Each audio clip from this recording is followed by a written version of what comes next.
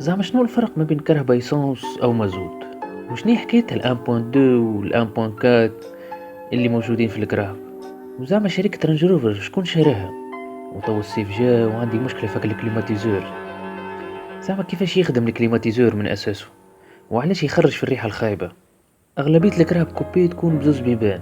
زعما فما كرهبة كوبي ب4 بيبان.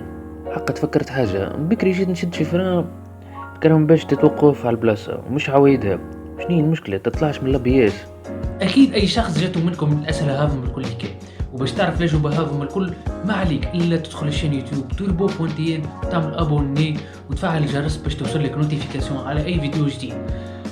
كي تدخل البلاي ليست نتاع شان يوتيوب تلقى بليزيور روبريك، كيما روبريك جديد يا رابح اللي نحكي فيها على الاخبار وجديد الاوتوموبيل، والروبريك اللي سميتها هات الصحيح اللي نحكي فيها ونجاوب فيها على الاسئله هذم الكل حكايه في شكل فيديوهات.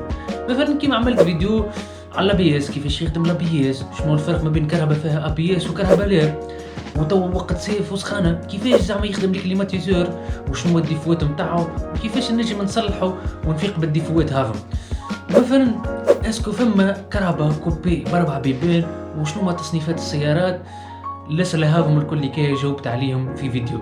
وفما برشا اسئله اخرين كيما شركه رانج روفر شكون شراها، وكيما مثلا شنو الفرق ما بين كرهبة ايسونس او مازوت. كل الاسئله هاهم الكل اللي كايه باش تلقاوهم في شكل فيديوهات نجاوب عليهم اون ديتاي وبشكل علمي وسهل ياسر وباللهجه التونسيه. واذا عندك اي تساؤلات او حاجات ماكش فاهمهم وتحب نعمل عليهم فيديو ما عليك الا تكتبهم في لي كومنتات، وان شاء الله عن قريب نعمل فيديوهات ونجاوبك عليهم بيرسونيلمون.